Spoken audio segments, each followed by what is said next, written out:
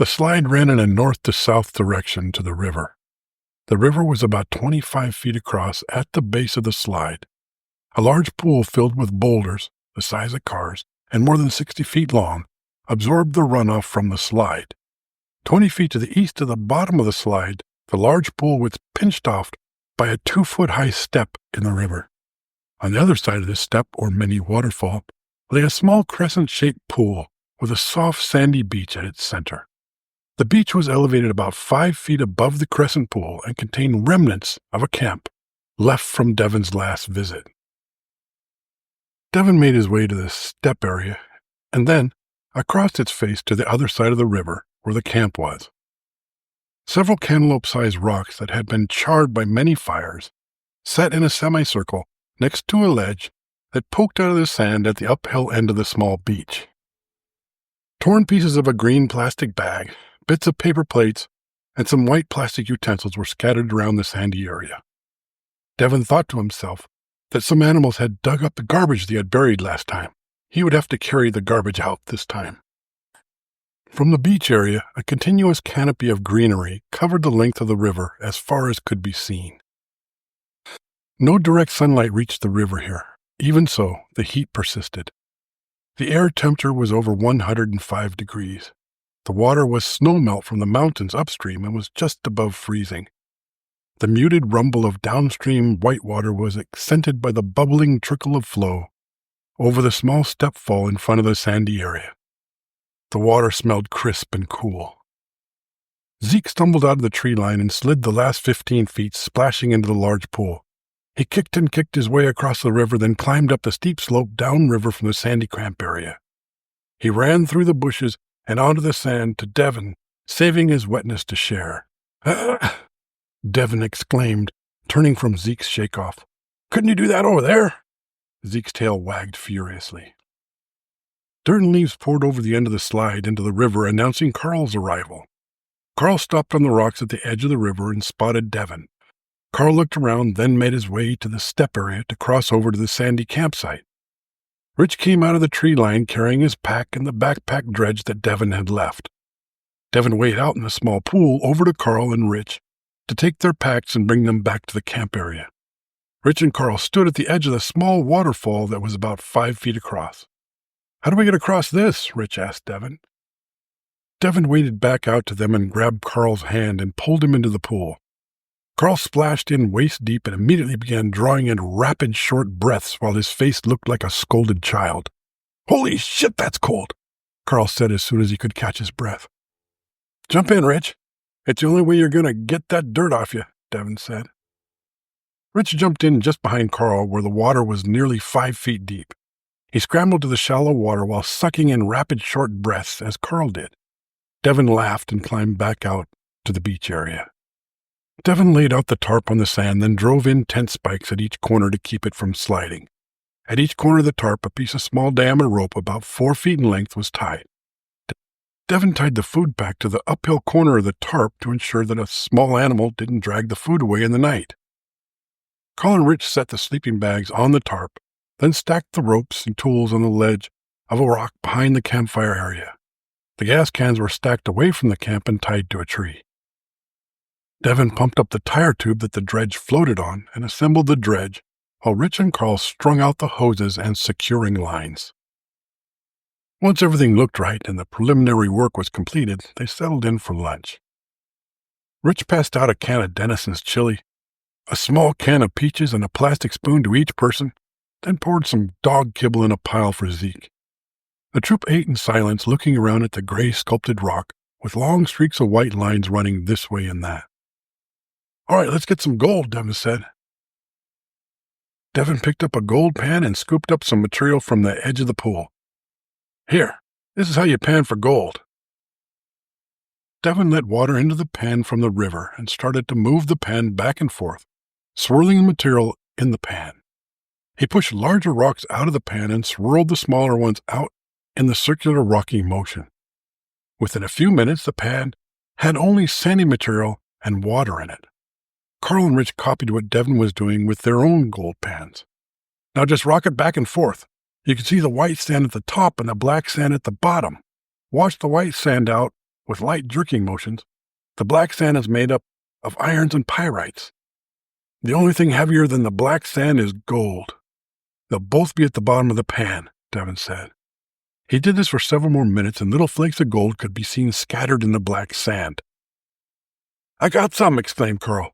3 small flecks of gold, no bigger than grains of sand, peeked out in Carl's swirling layer of black sand.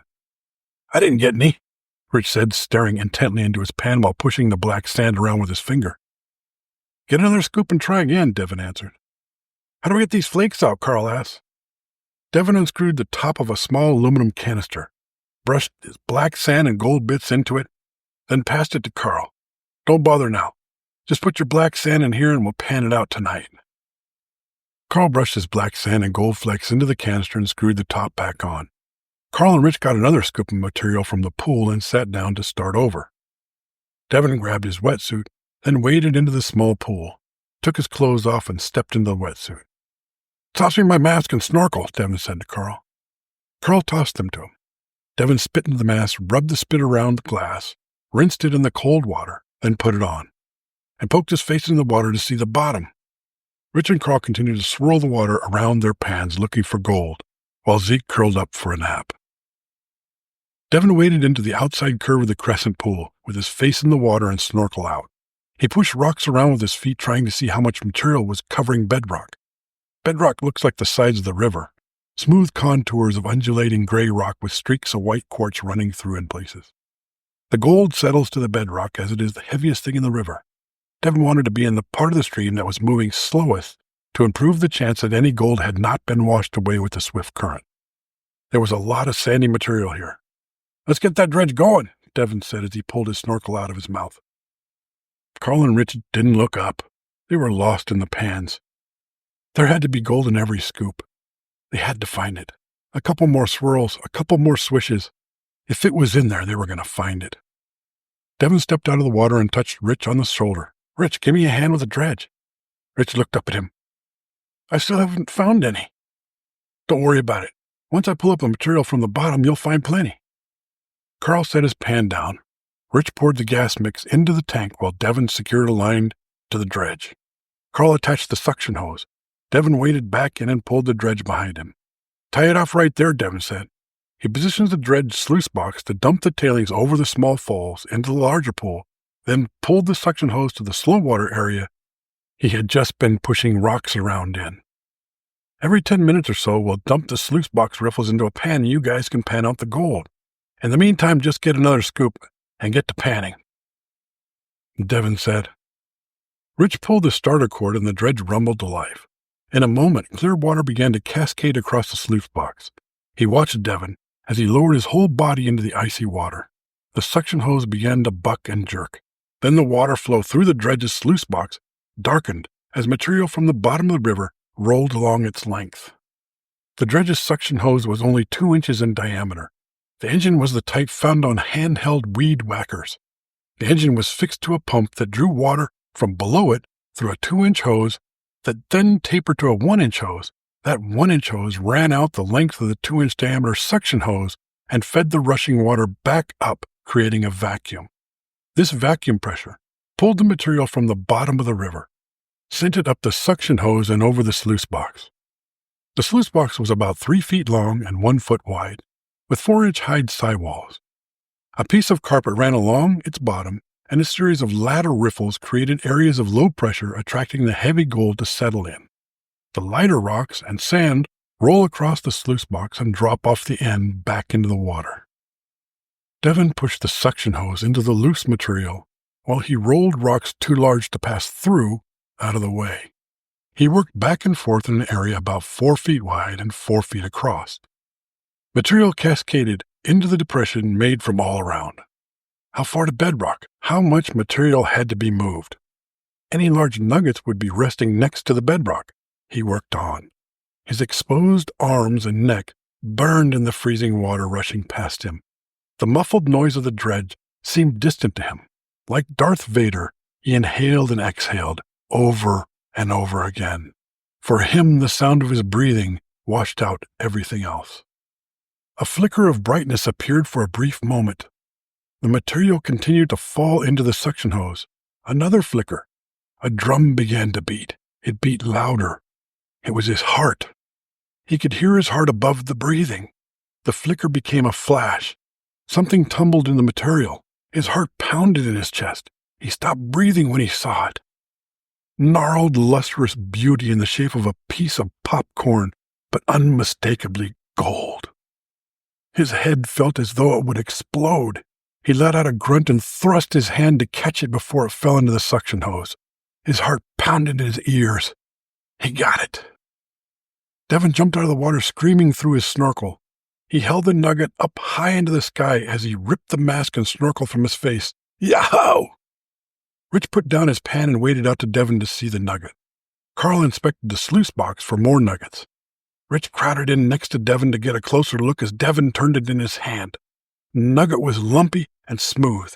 It was very heavy, almost an ounce. Carl turned off the dredge so he could empty the sluice box material into his pan. He looked over at Devin's prize impatiently. Let me see it. Devin tossed the nugget to Carl. Both Rich and Carl held their breath as they watched the nugget fly through the air in what seemed like slow motion. Carl caught it in one hand and cupped it with the other, to be sure not to drop it. Damn, that's heavy, Carl said as he turned it over and over. We'll put it in with the tailing so all the gold stays together until we split it, Devin said, climbing out onto the bank. Your turn to dredge, Rich. Just keep working the hole I've been excavating. You should be able to find a couple more like that. Devin then tossed Rich the dive mask and snorkel. Carl and Rich passed the nugget back and forth a couple of times. They wanted to feel it in their hands. They wanted to somehow understand it. It was like nothing they had ever seen before. It was gold, and it was just laying in the river. What a wonderful thing it was. They wanted more, a lot more.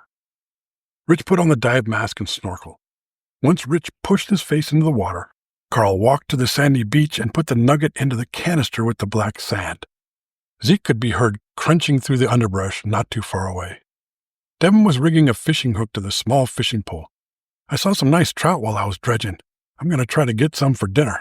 Cool, Carl said. Devin stepped over some rocks and then waded into the crescent pool upstream from where Rich was dredging. There's a lot of good material to dredge out in this pool, Devin thought. He stepped over the upstream waterfall that was about a foot high and 12 feet across. The water bubbled over the rocks with a melody lulling Devin into a peacefulness he found in few other places. The upper pool was about 20 feet wide and 40 feet long. No rock pierced the surface of the water along its length. No white water.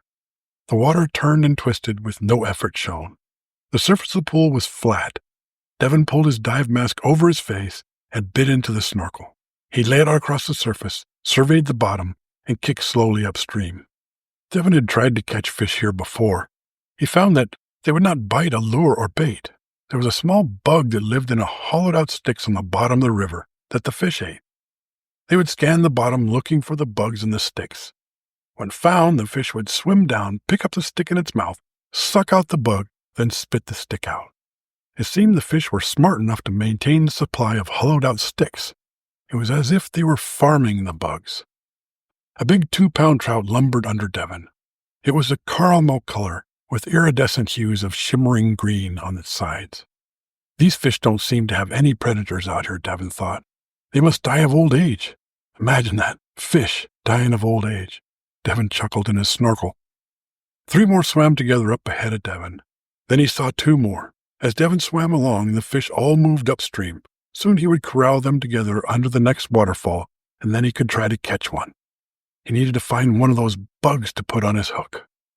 He scanned the bottom for the stick bugs. Something moved to his right. He dove down and reached for a small stick, and what looked like a black branch on the bottom jerked. Devin recoiled, sucking in water through his submerged snorkel. He dropped the fishing pole and coughed. The pole struck the bottom near the branch. The branch darted towards him. It was a snake. Devin's arms and legs flailed. His body contorted. He even used his head to thrust against the water to escape. Devin let out a scream in the snorkel, blowing large bubbles out like a jet. His eyes were wide, his heart pounding, and he was still coughing out water. Then the snake turned and swam upstream. Devin kept backing up with wide sweeping motions of his arms. He did not want to take his eyes off the snake in case it turned again. Devin stepped out of the upper pool and waded back to the beach area. Carl was dredging now and Rich was panning. Devin looked into the sluice box as he passed it. "How you guys doing? Find any more big ones?" "I saw two the size of peanuts roll into the hose while I was down." Carl panned them out. "They're in the can now." "Carl dredged up a couple of pieces the size of BBs," Rich said as he tipped the pan towards Devin to show him the color in the pan. "Right on." "What's this?" Devin pointed at a wet backpack with a bulge in it sitting on the rock next to Rich. "I found a couple of packs up by the gas cans. You must have left them here last time. Anyway, we got so much black sand we needed something bigger to put it in, so I started using that," Rich responded. "That much, huh? Great." Devin took the wetsuit off and hung it on a branch to dry out overnight. He slipped on his cut-off jeans and started fishing through the food bag. "Are there matches in here? I want to get a fire going so we can have some hot food for dinner." "They're in there somewhere." Devin started the fire, opened several sea ration cans, then placed them onto hot embers on the edge of the fire. Rich stacked some wood near the fire for later. Carl and Zeke sat on the sand gazing at the flowing water and the river. Shadows from the ridge tops extinguished the sunlight early deep in the canyon. Dusk lingered at camp. The heat eased up only slightly as the rocks held deep reserves of energy from the day's sun. The orange glow of the fire mixed with the blue-gray palette of shadows that blanketed everything in view. Devin and Rich rested their weary backs against the warm rock wall that jutted out of the sand near the fire. Rich snapped off twigs and tossed them into the crackling fire. "So, Rich, have you taken Robin out yet?" Devin asked. "You mean take her out to dinner or something?" "Anything. Do you go anywhere with her?" "I went to a church picnic last month. Did you pick her up and take her, or just meet her there?" "He's afraid of her. That's why Carter's sleeping with her," Carl said over his shoulder. "Nobody was talking to you," Rich responded. "What are you talking about, Carl?" Devin asked. "I saw her coming out of Carter's room twice last week," Carl said. Rich jumped up in a menacing manner. Carl stood up and faced him. "Hang on. Let's not get excited," Devin said as he got between them. "I'm sure you didn't actually see anything other than the two of them leaving his room, right?" Carl scowled as he stared into Rich's eyes, not wanting to back down. "Right," Carl said. Devin guided Rich back to the spot they had been sitting. Rich and Carl continued to look in each other's eyes without blinking as Rich sat down.